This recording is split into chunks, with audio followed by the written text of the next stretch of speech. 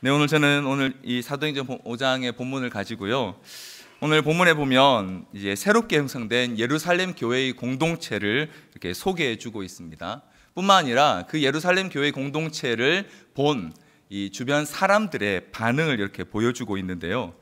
오늘 이 본문 13절을 보면 이 사람들이 그 교회 공동체에 반응한 두 가지 단어가 나오고 있습니다. 저는 그 두 단어를 함께 살펴봄으로써 오늘 예수님께서 이 땅에 세우기를 원하셨고, 또 제자들이 그 예수님의 소원을 따라 이루었고, 또 오늘 이 순간 저와 여러분이 우리가 함께 사모하고 또 이루어 가야 할 교회의 모습이 무엇인지를 같이 한번 깨닫는 귀한 시간 되기를 간절히 소원합니다.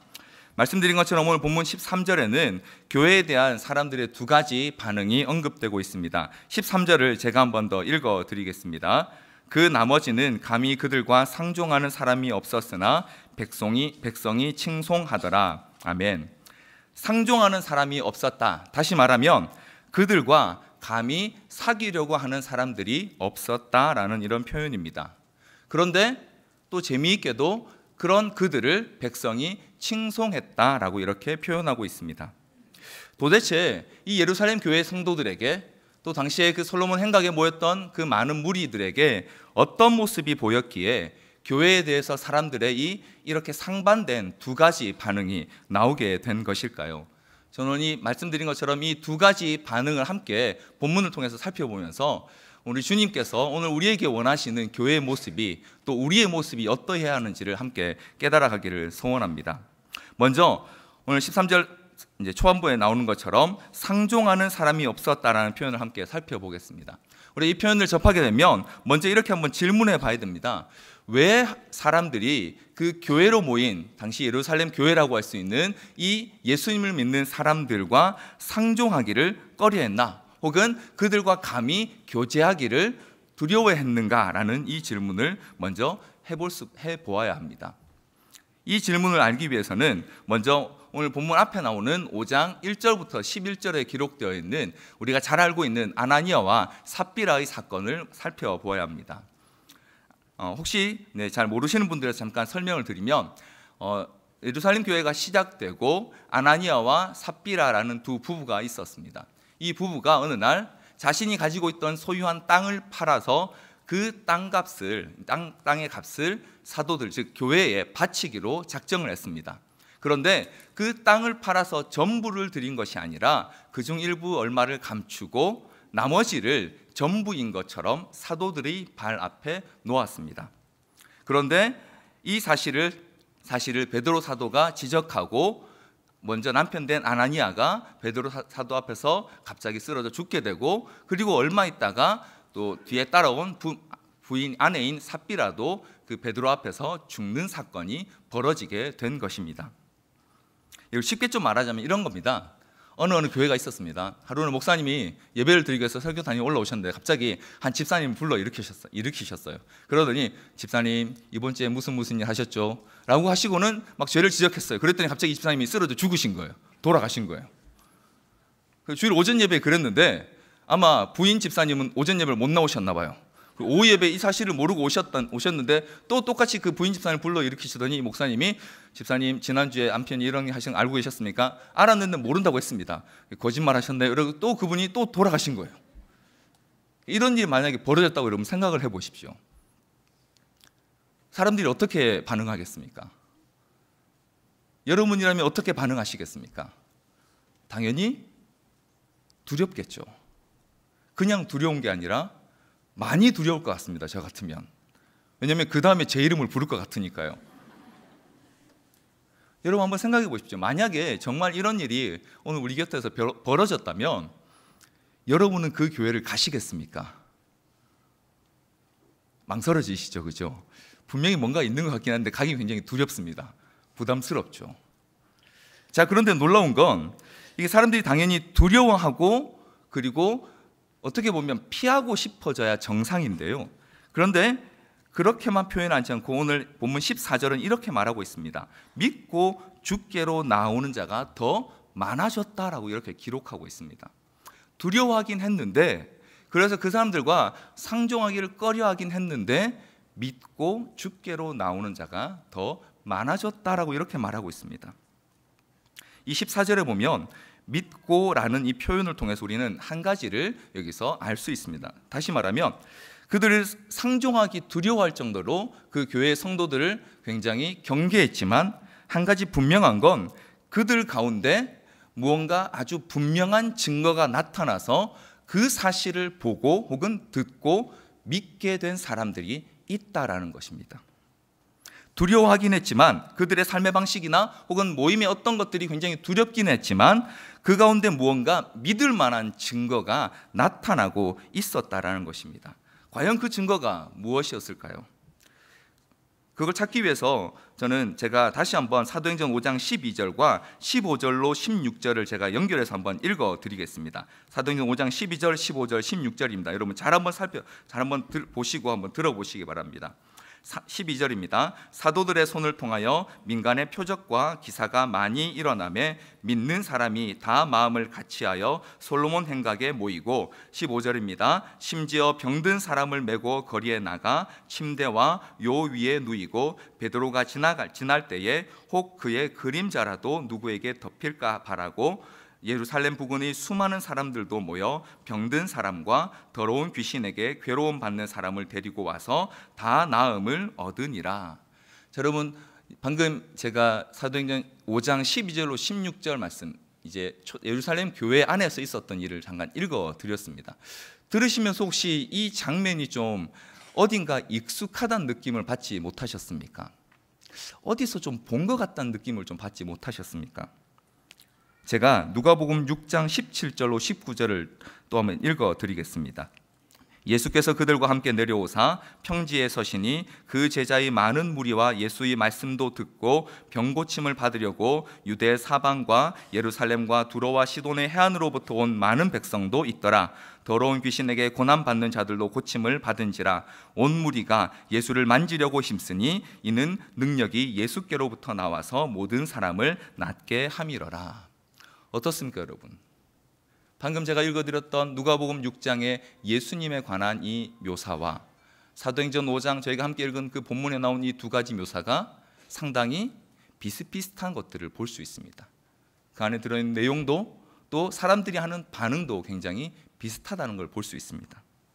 다시 말하면 이 사도행전 5장 12절과 15절, 16절은 동일한 저자인 누가복음을 쓴 그 누가가 의도적으로 교회에서 일어났던 그 기적과 표적들을 예수님께서 이 땅에 계시던 때에 일어났던 그 일과 비슷한 단어와 상황으로 묘사하고 있는 것입니다. 게다가 여러분 한번 생각해 보십시오. 지금 예수님이 승천하신 지가 부활하셔서 승천하신 지 얼마 되지 않았습니다. 따라서 이 예루살렘에 있는 사람들 중에 어떤 사람들은 예수님께서 이 땅에 계시는 동안 방금 제가 읽어드렸던 누가복음 6장의 그 사건들을 직접 보고 혹은 그때 직접 고침을 받았거나 혹은 그 자리에 있었던 누군가의 친척이거나 혹은 옆집 사람이거나 했던 사람들이 분명히 그 자리에 있었을 것입니다. 따라서 그들은 사도들과 그들의 손을 통해 나타난 이 많은 표적과 기사들을 보면서 거기에 함께 모인 사람들, 즉 오늘 우리가 교회라고 부르는 그 모임 안에서 우리가 알지 못했던 그 무언가를 보게 되었던 것입니다. 지금 우리가 이 시간의 간격과 문자의 차이 때문에 볼 수 없는 그 무언가를 그들은 그 자리에서 목격한 것입니다. 그것이 무엇입니까? 바로 그들이 생전에 예수님 살아계실 때 이 땅에 계셨던 그 예수 그리스도의 모습을 그 모임 가운데서 보았던 것입니다. 보다 정확히 말하자면 분명히 자신들 앞에서 십자가에서 죽었던 예수가 살아났다는 소식을 들었을 때 미친 소리거나 혹은 헛소리라고 치부해 버렸는데 그들 앞에서 벌어지는 예수님의 그 제자들의 공동체, 곧 교회를 통해서 또 그 사람들이 행하는 일들과 그 사람들의 모임 가운데서 바로 그분이 지금도 살아계셔서 그들과 함께 거닐고 계시는 것 같은 이 증거를 그들이 받게 된 것입니다. 따라서 오늘 본문에서 사람들이 느꼈던 두려움 혹은 그 예수 믿는 사람들과 상종하기를 꺼려했던 이 마음의 꺼리낌들은 단지 어떤 한 부부가 거짓말로 인해서 죽어버렸다는 이 놀라운 사건 때문에 생긴 두려움만이 아니라 사도들과 그 성도들의 삶의 방식을 통해서 나타난 보이지 않지만 분명한 증거, 곧 예수 그리스도께서 죽으셨지만 다시 살아나셔서 부활하셨다라는 이 증거, 확실한 증거로 인한 두려움과 떨림이었던 것입니다. 그래서 그들은 감히 그들과 상종할 수 없었습니다. 사도행전 5장 2절, 우리가 읽었던 본문 앞쪽에 나오는 사도행전 5장 2절로 4절에도 이와 비슷한 사실을 뒷받침해 주고 있습니다. 사도행전 5장 2절로 4절을 우리 같이 한번 읽어보겠습니다. 사도행전 5장 2절로 4절 같이 한번 읽어보겠습니다. 시작. 그 값에서 얼마를 감춤해 그 안에도 알더라.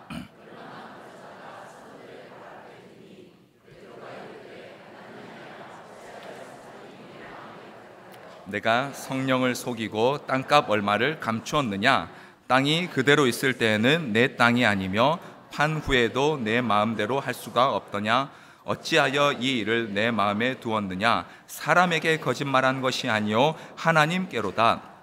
오늘 본문은 분명히 아나니아라는 그 사람이 자기가 땅 판 값을 사도들의 발 앞에 두었다라고 그렇게 말하고 있습니다. 그런데 베드로는 뭐라고 말합니까? 사람에게 거짓말한 것이 아니요 하나님께 거짓말한 것이다 라고 이렇게 분명하게 지적하고 있습니다. 그리고 그로 인해서 아나니아와 삽비라 부부가 죽게 되었습니다. 이는 사도들을 비롯한 당시 교회의 성도들이 자신들의 모임의 그 중심이, 자신들의 모임의 모이는 그 모임의 핵심이 누구인지를 정확하게 이해하고 있었음을 보여줍니다. 즉 그들이 모인 그 모임인 교회는 부활하셔서 지금도 그들 가운데 계신 예수 그리스도께서 그 중심에 계신 공동체임을 그들은 분명하게 인식하고 있었고, 성령께서 그들 안에서 이 사실을 분명하게 깨우쳐주고 계셨던 것입니다. 뿐만 아니라 오늘 우리가 함께 읽었던 사도행전 5장 14절의 믿고 주께로 나오는 자가 더 많았더라라는 표현도 교회의 중심이 바로 이 예수님이심을 보여주고 있습니다. 사도행전 5장 14절은 그냥 믿었다라고 표현하지 않고 믿고 주께로 나왔다라고 이렇게 표현하고 있습니다. 사도들과 그 성도들을 통해서 나타난 증거를 보고 또 들어서 믿게 되었고, 그리고 그로 인해 예수님께로 나왔다는 것입니다. 교회에 출석한 게 아니라 예수님께로 나왔다라고 이렇게 말씀하고 있습니다. 그래서 사도행전은 종종 이런 표현들을 사용합니다. 구원받는 사람을 날마다 더하시니라, 혹은 믿는 자를 더하시니라. 누가 누구를 어디에 더한다는 겁니까? 살아계신 예수 그리스도께서 자신을 믿는 자들을 교회 공동체에 더하심으로 자신의 몸된 교회를 세워가는 모습을 묘사한 표현이 바로 이 표현인 것입니다. 이처럼 오늘 본문은 교회를 철저하게 부활하신 예수 그리스도를 중심으로 기록하고 있습니다. 비록 승천하셔서 지금은 우리의 눈에 보이지 않지만, 그러나 교회와 그들 가운데 일어난 일들을 통해서 예수님께서는 여전히 그들 가운데 계심을 보여주고 있습니다. 십자가에서 죽으시기 전 예수님께서 그들과 함께 걸으셨던 그 길과 그 거리를 오늘 본문에 나오는 그 성도들은 부활하셔서 영광을 얻으신 왕 되신 예수님과 함께 지금 걷고 있는 것입니다. 그리고 그분의 능력이 거룩한 종 예수의 이름으로 사도들을 통해 많은 사람들 앞에 나타난 사건이 바로 표적과 기사로 오늘 본문에 기록되어 있습니다. 그런 표적과 기사는요, 이 예루살렘 교회 성도들에게 그렇게 중요하지 않았습니다. 그들에게 있어서 가장 중요한 것은 그들과 함께 이 길을 거닐고 계시며 여전히 우리와 함께 계신 부활하신 주 예수 그리스도, 그분이 우리의 중심 되심이 그들에겐 가장 중요했습니다. 그래서 그들은 사람들이 두려워하고 상종하기를 꺼려해도 성전의 솔로몬 행각에 함께 모여서 예배를 드렸습니다. 예배를 통해 다시 한번 그들 가운데 계신 예수 그리스도가 우리의 주 되심을 확인하고 그분과 교제했습니다. 사랑하는 성도 여러분, 이 시간 여러분 잠시 한번 상상해 보시겠습니까? 부활하신 영광의 주님께서 그 예루살렘 교회 성도들 가운데 함께 계신 이 장면을 여러분 머릿속으로 한번 그려보십시오.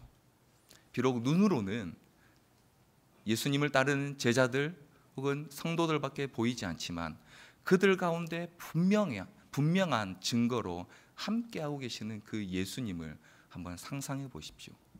그렇다면 자연스럽게 그 상상은 오늘 우리 예배 가운데 지금 여기 서 계시는 부활하신 주 예수 그리스도께 대한 이 상상으로 우리는 이어질 수밖에 없습니다. 그들 가운데 함께 거닐고 계셨던 그 예수님, 그리고 지금도 살아계셔서 우리와 함께 이 자리에 서 계시는 영광스러운 주님께로 우리의 시선이 자연스럽게 옮겨 갈 수밖에 없는 것입니다. 그러한 모습으로 살아가는 교회를 세상은 두려워했습니다. 솔직히 당시 그 사람들이요, 이 교회를 그렇게 두려워할 이유가 별로 없습니다. 표적과 기사가 나타난 것이 굉장히 특별한 것이긴 했습니다만 그것이 그렇게 두렵고 상종 못할 이유는 아니었습니다. 그러나 그들 가운데, 그 교회로 모이는 성도들 가운데 자신들이 못 박아 죽이도록 내주었던 그 예수가 부활한 그 주님으로 함께 계신다면 이건 상황이 달라집니다. 그것은 곧 그들 자신이 어떤 존재인지를 드러내는 일이기 때문입니다. 자신들은 메시아를 죽인 죄인이라는 사실을 그들 앞에서 깨달을 수밖에 없습니다. 그래서 세상이 감당치 못할 교회의 첫 번째 특징은요, 바로 부활하신 주님이 중심되는 공동체라는 이것입니다. 부활하신 주님이 함께 하시는 교회는요, 세상을 두려워하지 않았습니다. 오히려 세상이 그들을 두려워했습니다. 예수 그리스도께서는 부활하셔서 하늘로 가버리신 분이 아니시구나, 지금도 부활하신 그 영광으로 우리 가운데 함께 계시는 분이십니다. 이 사실을 이 교회 성도들은 아주 분명하게 알고 있었습니다. 지금도 살아계셔서 우리와 함께 하시는 그 주님과 날마다 그들은 교제했습니다. 그리고 그들을 보는 모든 사람들도 이 사실을 알게 되었고, 그들의 삶이 증거하고 있었던 그 강력한 증거로 말미암아 교회 공동체 자체가 바로 부활하신 그 주님의 증거가 된 것입니다. 예수님의 부활의 가장 강력한 증거는 바로 오늘 저와 여러분이 모여있는 바로 이 모임, 교회입니다. 예수님께서 부활하셔서 우리 죄를 위해 죽으시고 부활하셔서 하늘로 올라가셔서 성령을 우리에게 보내주셨습니다.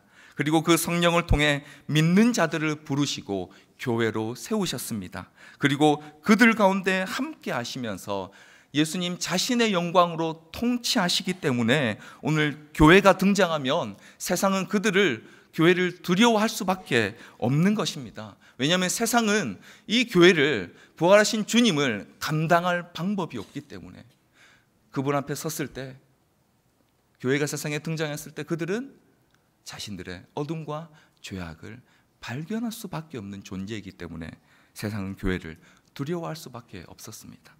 어떤 교회를요? 부활하신 주님이 중심 되시는 그 공동체를 두려워할 수밖에 없었습니다. 사랑하는 성도 여러분, 오늘 저와 여러분에게 이 증거가 나타나고 있습니까? 세상이 우리를 보고 지금 예수님의 부활의 증거를 찾을 수 있습니까? 예루살렘 초기 교회 공동체 성도들은요, 이 사실 때문에 핍박을 받았습니다. 죽은 자의 부활을 증거하고 가르치는 일 때문에 핍박을 받았고요, 그 일을 위해 목숨을 건 증인들이었습니다. 사람들이 보기에 너무 이상했습니다.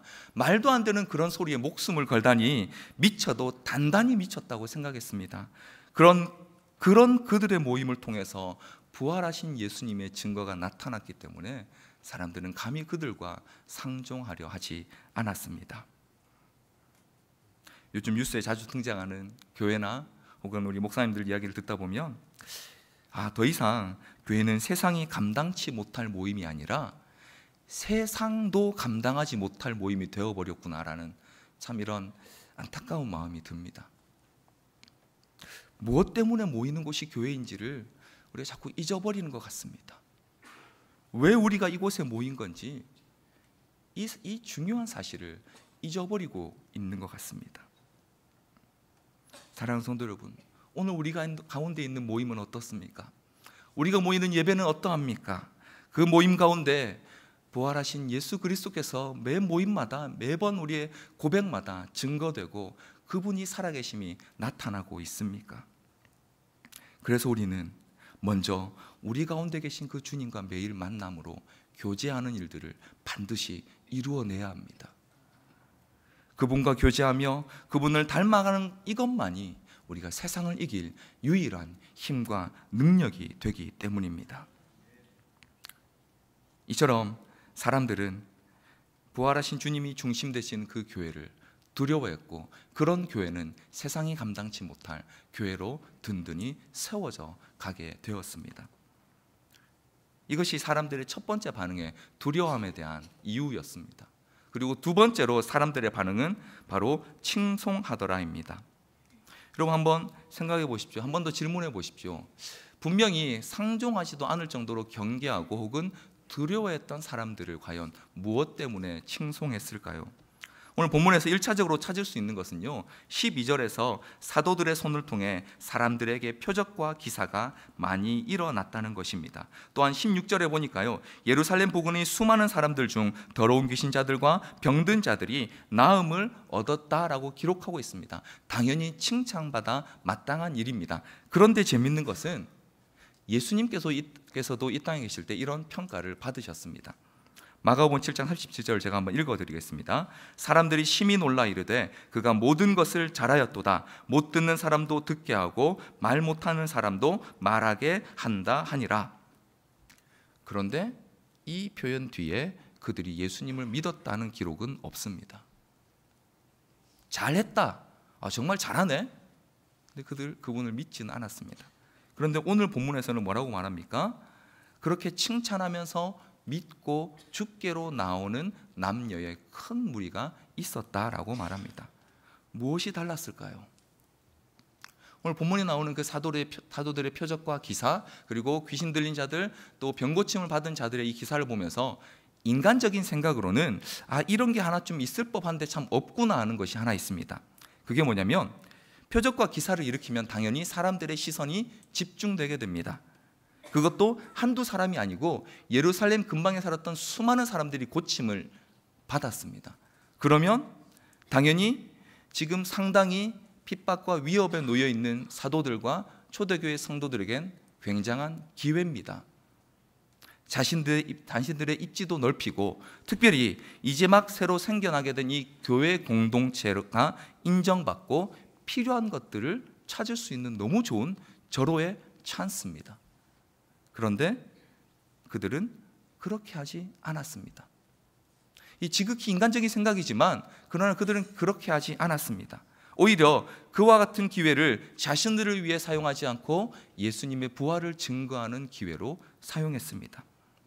사도행전 3장에 기록되어 있는 성전 미문 앞에 앉아있던 날 때부터 걷지 못하던 장애인을 베드로가 고친 사건 때에도 동일한 기록이 있습니다. 사도행전 3장 12절 말씀인데요, 우리 같이 한번 읽어보겠습니다. 시작. 우리 개인의 권능과 베드로가 뭐라고 말했냐면요, 우리 개인의 경건과 권능으로 이와 같은 일을 한 것처럼 왜 나에게 주목하느냐라고 말했습니다. 자기에게 주목해주면 좋죠. 얼마나 좋은 기회입니까? 그런데 베드로도 또 당시 교회 성도들도 이러한 기회를 인간적인 기회로 사용하지 않았습니다. 오히려 그들은 자신들 중심에 계신 부활하신 그 주님을 통해서 자신의 것을 이루려 하기보다 그분이 원하시는 것을 이루기 위해 살았습니다. 여기서 세상이 감당치 못할 교회의 두 번째 특징이 나타나게 됩니다. 바로 부활하신 주님으로 인해 사는 공동체였다는 것입니다. 본문 12절에 나오는 표현도 표현 12절에 보면 이런 표현이 나옵니다. 믿는 사람이 다 마음을 같이하여 솔로몬의 행각에 모였다라고 말합니다. 여기서 마음을 같이했다는 표현은요, 한 마음이 되어 모였다라고 이렇게 이해하시면 가장 정확합니다. 근데 한번 생각해 보십시오. 우리도 모임을 많이 하지만요, 10사람이 모이면 10가지 생각이 있습니다. 한 마음이 된다는 게 정말 쉬운 일이 아니거든요.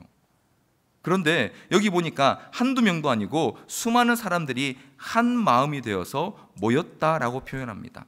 한 마음이 되려면 선행되어야 되는 조건이 있습니다. 그게 뭐냐면 자기의 생각과 주장을 버려야 합니다. 어떻게 그럴 수 있습니까? 예수 그리스도가 중심에 계시고 그분의 뜻을 따라 모일 때에만 나의 생각을 버리고 한 마음이 될 수 있는 것입니다. 그래서 사도행전 4장 32절에 보면 이런 표현이 있습니다. 믿는 무리가 한 마음과 한 뜻이 되어 모든 물건을 서로 통용하고 자기 재물을 조금이라도 자기 것이라 하는 이가 하나도 없더라. 믿는 무리가 한 마음과 한 뜻이 되어서 자기의 재물을 자기의 것이라 하는 자가 없이 모였다라고 말합니다.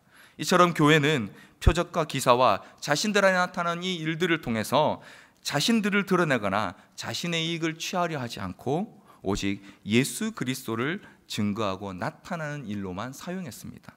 이것이 바로 예수 그리스도로 인해서 사는 사람들의 삶의 방식인 것입니다. 이는 세상 사람들이 알고 있는 방식과 전혀 달랐습니다. 심지어 사도행전 5장 41절로 42절은요, 그들의 삶을 이렇게 표현하고 있습니다. 우리 41절 42절 같이 한번 읽겠습니다. 시작. 사도들이 그 이름을 위하여 능욕받는 일에 합당한 자로 여기심을 기뻐하면서 공회 앞을 떠나니라. 그들이 날마다 성전에 있든지 집에 있든지 예수는 그리스도라고 가르치기와 전도하기를 그치지 아니하니라. 이렇게 교회는 세상에 살면서도 세상의 기준을 따라 살지 않고 부활하신 주님께서 그들에게 가르치신 기준을 따라 살았습니다. 사도들과 성도들은요, 심령이 가난한 자가 천국을 소유할 것임을 믿었습니다. 애통하는 자가 위로받을 것임을 믿었습니다. 온유한 자가 땅을 기업으로 받을 것임을 믿었습니다. 의에 줄이고 목마른 자가 배부를 것임을 믿었습니다. 긍휼히 여기는 자가 긍휼히 여김을 받고 마음이 청결한 자가 하나님을 볼 것임을 믿었습니다. 어떻게 그럴 수 있었습니까?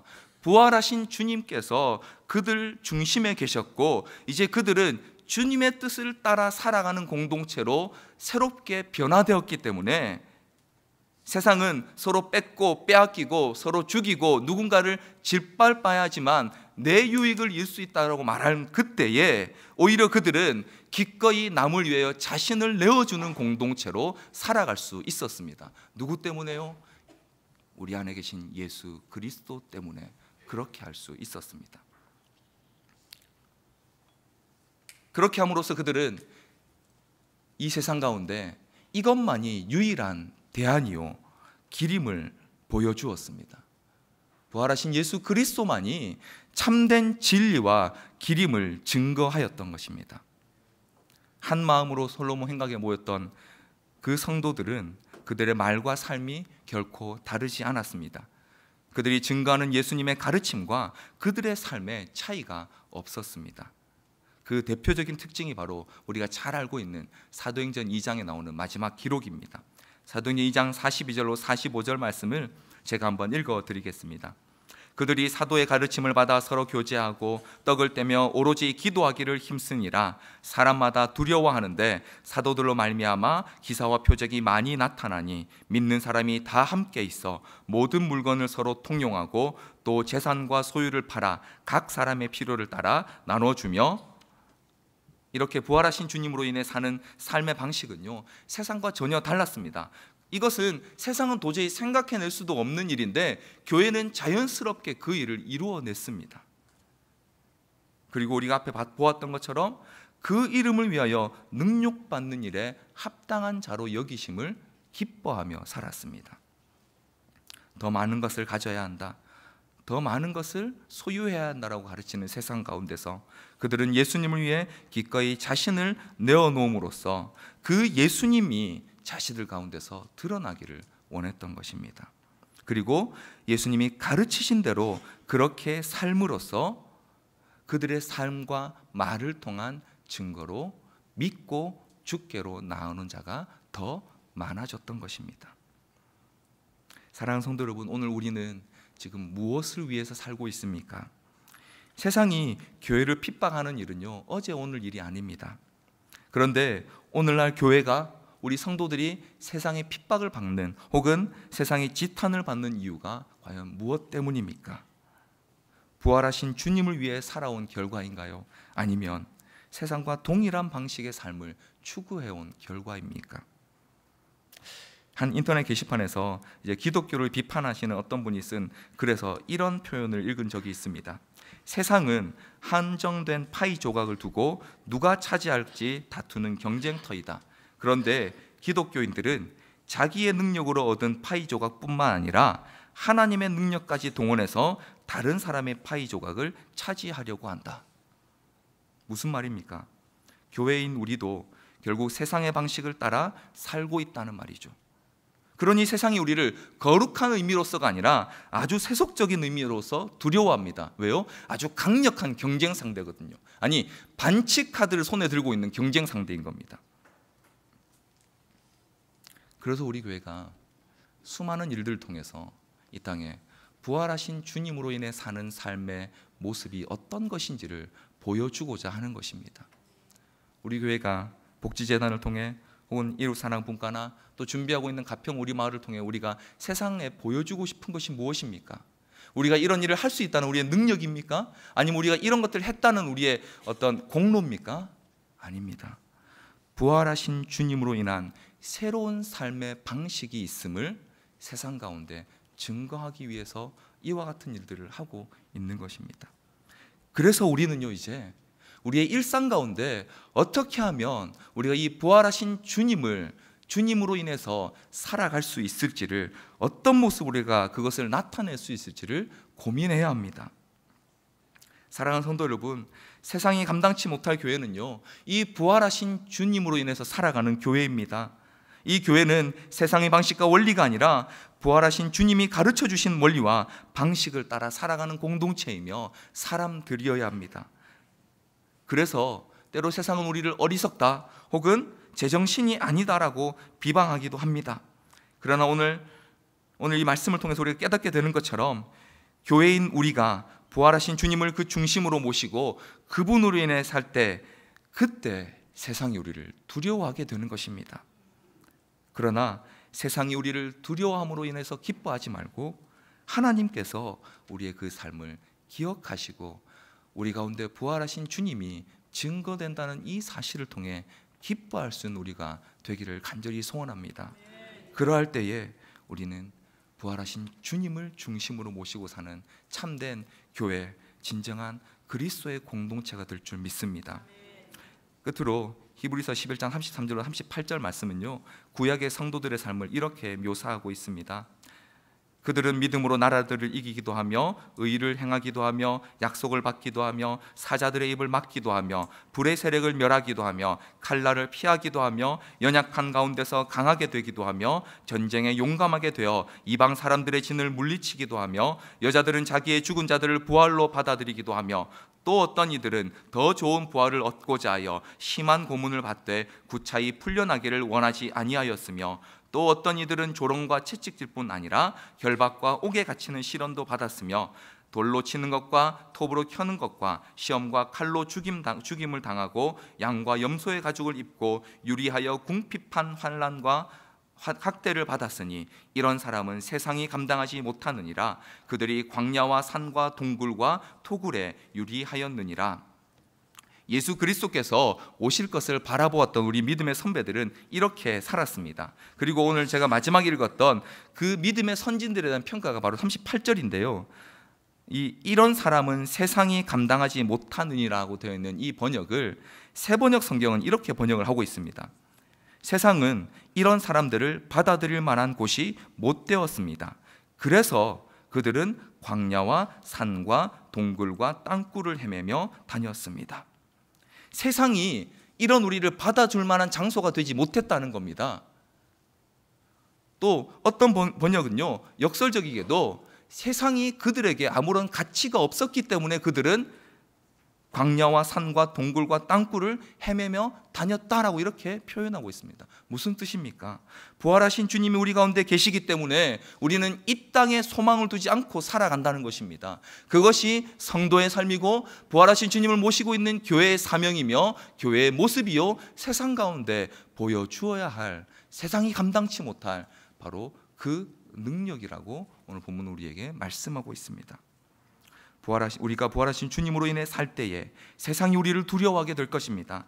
우리가 부활하신 주님으로 인해서 살아갈 때에 우리는 세상을 우리의 터전으로 삼지 않고 주님 계신 영원한 나라를 소망하며 달려갈 힘을 얻게 될 줄 믿습니다. 우리 모두 그런 삶으로 부활하신 주님을 증거하며 또 나타내는 모든 주의 백성들 되시기를 주님 이름으로 간절히 소원합니다.